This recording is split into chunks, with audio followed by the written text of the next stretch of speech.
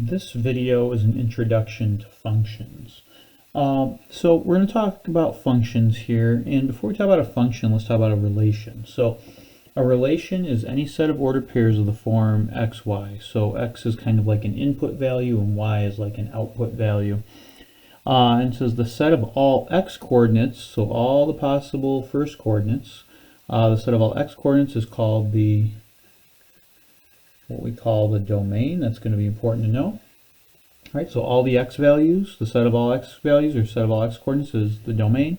The set of all y coordinates or the outputs is called the range. So the domain is like your x values, the range is your y values. Domain is like your input, the range is like your output. And it's a set of all the coordinates, right? So we're looking at a set of ordered pairs of the form x comma y. All the x values make up the domain. All the y values make up the range. For a function now, it's a very specific type of relation. A function is a relation in which each element of the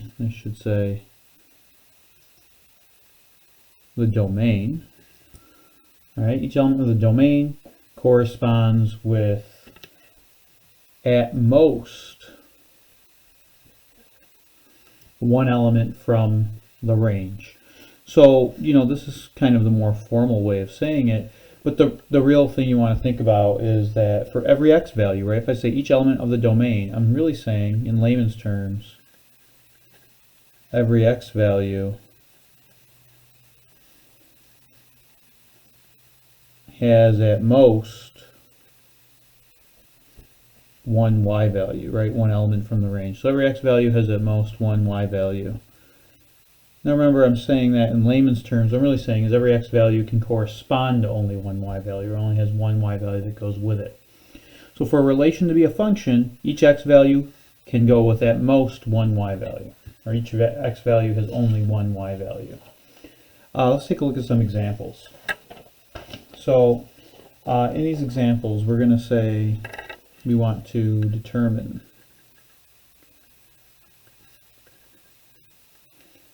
the domain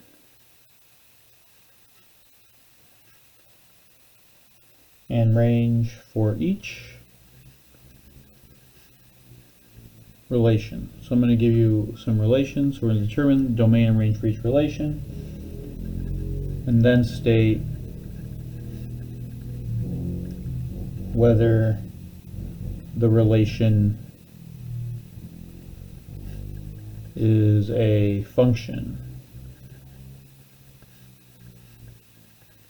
or not.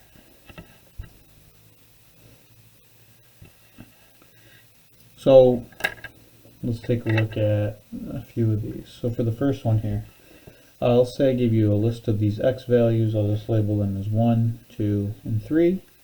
And a list of the y values, which I'll list as 1, 8, and 27. I'm going to use arrows here to signify the relations. So 1 is going to go to 1, 2 is going to go to 8, and 3 is going to go to 27. So when I look at this, for my solution here, all I'm really saying is, okay, state the domain and range. Well, I'm going to use capital D for domain from now on. So you can do that as well if you're working on this on your own. So for the domain, well, what's the set of all possible x values? Remember, a set has a curly brace, so using a curly brace there. And the set of all possible x values, well, it's just the x values, 1, 2, and 3.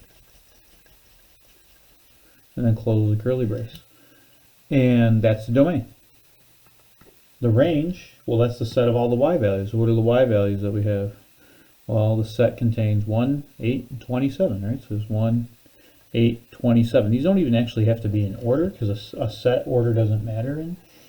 But the range is all the possible y values. So then we have to ask ourselves, well, is this a function? Well, remember, to be a function, right, what did we say above? Every x value has at most one y value. Well, this x value of 1 only goes with 1. This x value of 2 only goes with 8. This x value of 3 only goes with 27. So each x value only goes with one y value. So the answer here is yes. Right, it is a function because each x value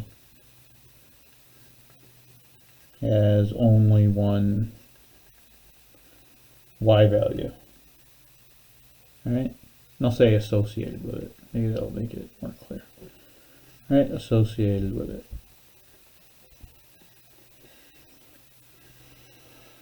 Alright, now if one of these arrows went, like let's say the arrow from 1 went to 1 and also went to 8, then it would not be a function, because then the value of 1 would go with 1 and the value of 1 would also go with 8. Right, so each x value can only have one y value. And just worth pointing out here, you might notice what this function is. This function, going from x to y, really takes whatever x is and it raises it to the third power, right? It's a cubic function, right? 1 to the third power is 1, 2 to the third power is 8, 3 to the third power is 27. That's not something you need to recognize here for our course, but something to keep in mind for the future. Let's take a look at another one. So I'll give you a list of x values and we'll have y values. They don't have to be numbers, right? So in this case I'll use categories, and I'll say the first x value we have is ladybug. The second one is cricket, and the third one is eagle. And the y values that we'll have will be insect and bird. And I'll say ladybug corresponds to insect, cricket will correspond to insect, and eagle will just go to bird. So we're still answering the same questions. Alright, so for our solution here, we're going to say, what's the domain, what's the range, and is it a function? The domain here, remember the set of all x values, so that's going to be, the type of animal we have, right? Ladybug, cricket, or eagle, that's the domain. Alright, so ladybug, cricket, and eagle. Alright, so the domain consists of all the possible x values. The range, which I'm using R to represent the range. It's a set, again, curly brace. What's the possible y values? Well, the y values are just insect and bird.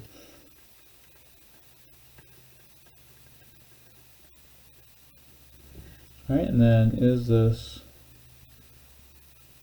a function? Well, does each x value only go with one y value?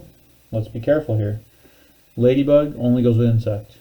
Cricket only goes with insect. And eagle only goes with bird. So, yes, each x value only is associated with one y value, right? Each x only goes with one y. So the answer here is yes. Alright, each x value is associated with only one y value. Now, when we do this, the important thing to recognize is that, right, each x value only goes to one y value. The y value can be used more than once. It's the x value that can't, right? The y value can be used more than once because each x goes with one y. Alright, so that's okay.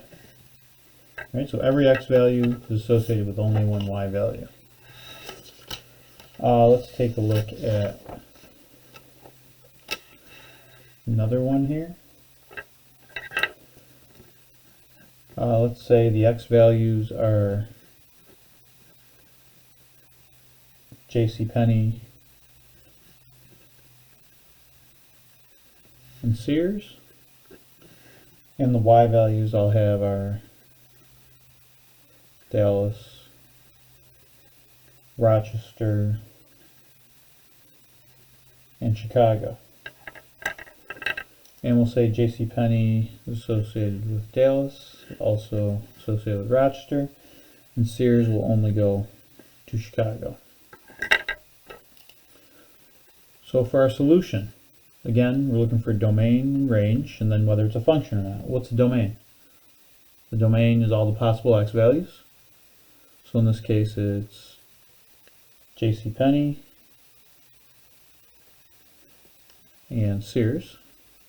Alright, those are the possible x values. The range, well, that's the possible y value, so those are the cities, right? So Dallas, Rochester, and Chicago. Make sure it's in curly braces because it's a set. And then, is this a function?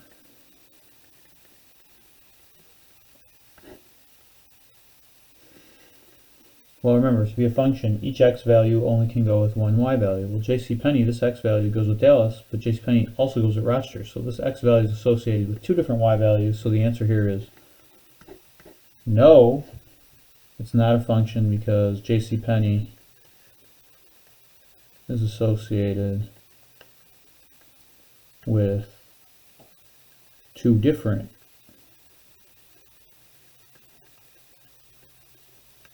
y values. All right, so the x value is associated with Dallas, and this one's also associated with Rochester. If that's associated with more than one thing, then it's not a function. Right? Each x value can only go with one y value. Let's take a look at this using some ordered pairs, because that's how we initially introduced this, right? Ordered pairs are in the form of x comma y. The x values are the domain, the y values are the range. So let's say I gave you the set of ordered pairs 3 comma 9, 4 comma 6, 5 comma negative 2, and 2 comma 6. Now you may want to pause this and try it on your own. We're just looking for the domain, the range, and if it's a function or not. So let's take a look at the domain. What's the set of all possible x values I have from here? Well, it's the x coordinates. The x coordinates are the first coordinates, right? So your domain is always associated with the first coordinates, or the x values. And we've got 3, 4, 5, and 2. The order doesn't matter. I'm going to write it as 3, 4, 5, 2 just to show you the order doesn't matter for a set. Now if you wanted to order it 2, 3, 4, 5, lowest to highest, that'd be fine. How about the range? Well, the range is all the possible y values, right? The second coordinates. Well, what do we have there? Well, we have 9, 6, negative 2, and then we have 6 again. Now, if it repeats itself, don't write it twice. If you write it twice, you're going to lose points for that. So it's 9, 6, and negative 2. All right, just because it repeats doesn't mean you write it twice in the domain or the range. And then let's ask ourselves, is this a function, yes or no? Well, remember, to be a function, each x value can only go with one y value. Be very careful here. The x value of 3 only goes with 9. The x value of 4 only goes with 6. The x value of 5 only goes with negative 2. The x value of 2 only goes with 6. So each x value only goes with one y value. It doesn't matter that the 6's repeat. It's the x values can't repeat. All right, 3 only goes with 9, 4 only with 6, 5 only with negative 2, 2 only with 6. So is this a function? The answer is yes. All right, each x value has only one y value, or is associated with only one y value. In other words, the x values don't repeat. Right? The y values can repeat, that's okay. Right? 4 goes with 6, and 2 also goes with 6, but 6 is the y value. The x value of 4 only goes with 6. The x value of 2 only goes with 6. So, x values can't repeat, but y values can. Let's take a look at one more. If I said we had the set that contains ordered pair 2, 7, 3, negative 6, 4, comma 8, negative 1, negative 6, and 3, comma 5. And again, you might want to try it on your own first. So you want to pause it here. Let's take a look at what's the domain. Domain is all possible x values.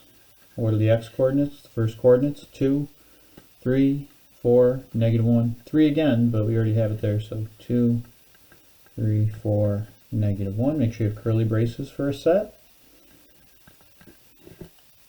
The range, all the possible y values. We got 7, negative 6, 8, negative 6 again, but that's okay, and 5. So the range will have 7, negative 6, 8. We don't write it again. Remember, you only want to write it once if it shows up once, and then 5. And the last question, is this a function? Make sure you know why. Is this a function? Remember, for a function, each x value can only go with one y value. 2 only goes with 7, 3 goes with negative 6, But then also we have 3 going with 5. So this x value of 3 is associated with 2 different y values. So the answer here is no. X equals 3 is associated with 2 different y values. Right? It's 3 is associated with negative 6, and 3 is also going to 5. So this x value of 3 goes with 2 different y values. The negative 6 repeating for the y values doesn't matter. Don't tell me that's the reason, right? It's the x values that can't repeat. The y values can. Right? So each x value only goes with 1, or at most, 1 y value. Let's talk about what we call the vertical line test. The vertical line test is a quick way to determine if a graph is a function. So I'll write out a definition. Let's look at a couple examples. So vertical line test. First off, a vertical line is a line that goes straight up and down. And a graph is a function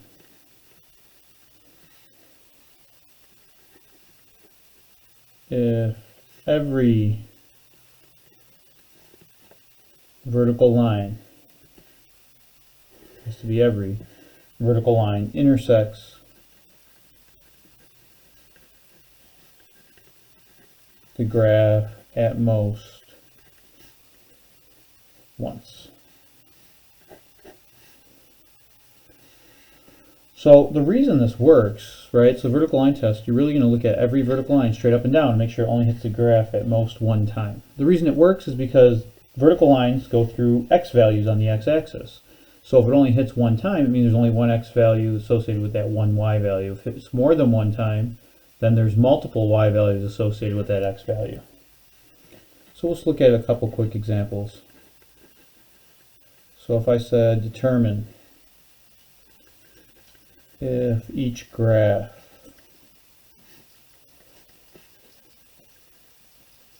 is a function. And the first one I'll look at, I'm going to draw it for you here. All right, so we have an x and y axis, and the graph itself I'll draw looks like this, with arrows on the end, meaning it goes on forever. Well, to determine this, you want to see, does it pass the vertical line test? So each vertical line, right, can only intersect the graph at most once. So if I drew a line straight up and down, how many times does it hit? Well, it hits once here, hits once here, hits once here. It's only going to hit the graph once, no matter what. So if every vertical line only hits the graph once, then it does pass. So the answer is yes, right? And it's because it passes, I'll use VLT for short, the vertical line test. You can write that as well if you're doing a homework problem. VLT is fine. Keep in mind that's vertical line test, and you could only hit the graph at most once. Now if it hits 0 times, that's okay, but if it hits more than once, that wouldn't be okay. What it really is showing that the x value here only goes with this y value. The x value here would only go with this y value. The x value here only would go with that y value. This points on the graph. That's why the vertical line test works. Let's take a look at just a couple more. If I said this, here's x and here's y. If I was to draw this graph here, is that a function? Well, does it pass the vertical line test? Well, I can draw a vertical line here, and that would only hit once. Right? I could draw a vertical line here, and it would only hit once. So when you quickly do it, you might say, yeah, it does. But you remember, it's every vertical line intersects the graph at most once. So if I can even find one spot where it hits more than once, like let's say I drew it there, that vertical line hits the graph there, there, and there. All it takes is twice. This time it hits 3 times. So the answer is no, because it does not pass the vertical line test. Right? So there's places where you might have a vertical line that intersects only once, but is there any spot where it hits more than once? If there is, then it doesn't pass the vertical line test, because every vertical line has to intersect the graph at most once. So this really tells me is this x value here goes with this y value, and that y value. So that's why it works. And we'll just look at one more. If I was to draw this Here's an x-axis and a y-axis. And suppose I gave you this graph here. Is this a function? Well, again, you're looking at the vertical line test. And in this case, the answer is no. I can find a vertical line that intersects the graph more than once. All it takes is one. So the answer is no, because it does not pass the vertical line test. So, for something to be a function, every x value is associated with at most one y value, right? And in the case of when we look at it graphically, the vertical line shows that if it only intersects once, that the x value only goes along with one y value. If it intersects more than once, that's really showing the x value goes along with multiple y values, and then it would not be a function. So intersecting once or less, right, passes the vertical line test. Intersecting more than once, right, for any vertical line, then it does not pass the vertical line test, so it's not a function. All right, so in the next video, we'll talk more about how we might see function notation and how it's used.